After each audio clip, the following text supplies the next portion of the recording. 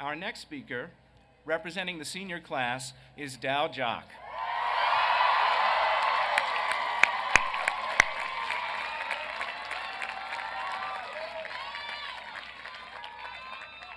Dow is from South Sudan. He comes to us from there by way of Des Moines, Iowa. He's a philosophy major, minoring in African studies, and Dow was two-time co-captain of Penn's varsity basketball team. He's a member of the Onyx Senior Honor Society, the Sphinx Senior Honor Society, and the Fellowship of Christian Athletes in Action, and serves as vice chair of athletics for the Seniors for the Penn Fund. Dow is founder and director of the Dut Jock Youth Foundation, named for his father, which aims to empower Southern Sudanese youth through education, recreational sports, and leadership-building activities. He was a 2011 Catherine Davis 100 Projects for Peace recipient, and this year he was one of 5 men recognized by the NCAA Division I basketball for their commitment to improving communities. Dow was recently named the collegiate winner of the 10th annual Coach Wooden Citizenship Cup by the Athletes for a Better World Association. Dow plans to attend the University of London to pursue a Master of Science in Global Leadership. And during the next few minutes, you'll realize why he was selected to be this year's student speaker. Please welcome Dow Jock.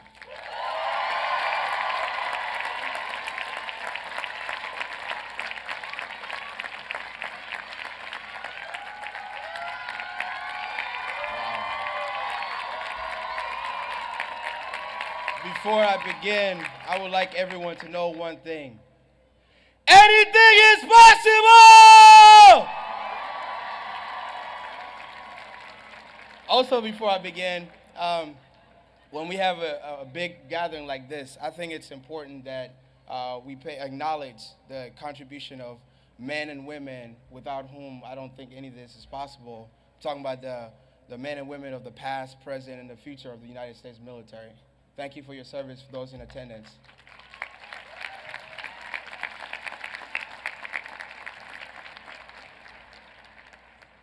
I'm not a singer, so excuse me.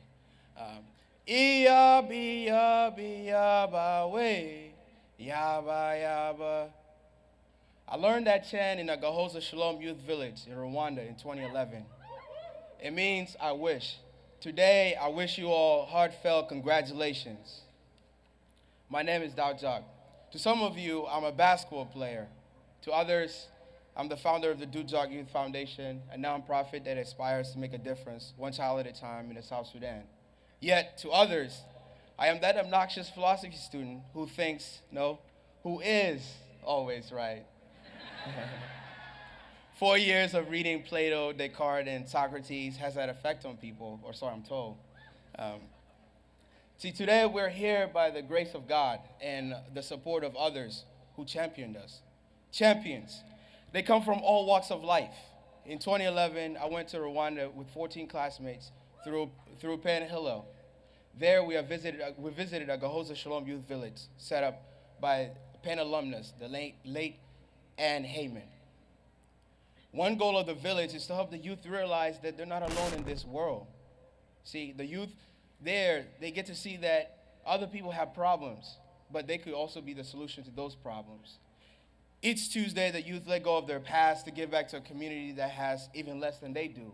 Each child has the option of raising food for the community, assisting in the health clinic, teaching the local children to read, or building shelter for the elderly. I was inspired and especially touched by a young man, Alexander the Great. He was a young kid who lost both of his parents during the 1994 genocide. He was raised by his grandparents in the youth village, which to him embody all that is beautiful about life, a second chance, to live. And boy, did he live. Alexander was more concerned with the well-being of his brothers and sisters than of his own past. His humility and integrity exceeded anything that I've seen in sports, heard about on Silicon Valley or Wall Street. Through Alexander and the youth at Gahoza Shalom, I learned that the good life is not the accumulation of wealth, power, or fame. The good life is serving others, cause is greater than yourself. It's about empowering others so that they too can pursue excellence. See, my life has been shaped and defined by many champions. When I was 6 years old, I watched two men bring home my father tied to a bed sheet, resting on a long stick on their backs.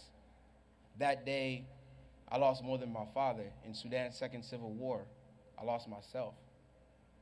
My father was a warrior, and though I did not realize at the time, his life defined me in the village. And when he was gone, I lost my way. 13 years ago, I was writing in sand and using sticks as instruments for mathematics while hiding in underground bomb shelters whenever we heard an airplane. We dreamt of peace and someday having the opportunity to chase our dreams. That opportunity came for me 10 years ago when St. Ambrose Cathedral agreed to host our family in Des Moines, Iowa. Along with my mother, two brothers, and one sister, I arrived in Iowa with only the clothes on my back and family albums cradled in my arms. The St. Ambrose Cathedral allowed us the opportunity to learn new culture and the opportunity to seize the great chance of coming to this great institution.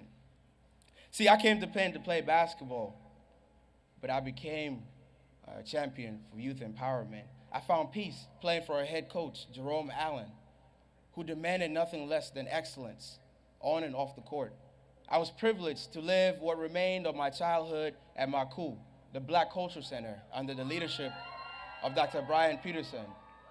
Professor Alfred Reese challenged me to face my own fears through writing at the Kelly's Writers House. Dr. Harriet Joseph supported my dreams of starting a nonprofit organization and then helped me achieve it. These people championed a kid who manufactured soccer balls out of hospital gloves into a leader with realistic visions of changing the world. See, our champions are people who are selfless in their love and kindness, yet they're radical in their support. They've allowed us to dream of our unique differences.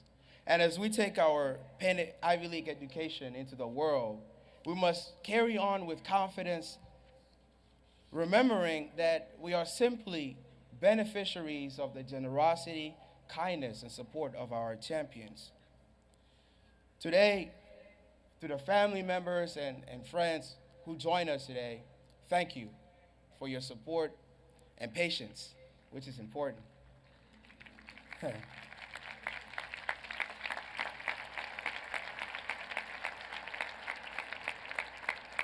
My mom, she made it out here she came from South Sudan on Thursday and made it out here. Mom, I love you. A special shout out and thank you to the Penn faculty, staff, and friends of Penn for challenging us to grow and then showing us how to do so. To my fellow graduates, we made it. See, Penn challenged us, but we persevered, in large part because of our champions. Today, I challenge each of you to join me in the pursuit of a better life, a good life, a life of service to others. Like the Rwandan youth at Agahoza Shalom, face down the odds and create the future you wish to have. Have the courage to help others even when you know they cannot help you. See, the integrity to respect life even when it is difficult. The audacity to empower those around you even when you're at your weakest. The fortitude to love your family and friends, never forgetting to show them of how much you love them. Be a champion. My hand is here. Reach out if you ever need words of encouragement, or if there's anything I can ever do. Iyabi, yabi, yaba, way, yaba, yaba. Today, I wish that you all be a lantern on someone else's dark path. Be the water for someone facing an inferno. I wish you all a good life. Congratulations, and God bless.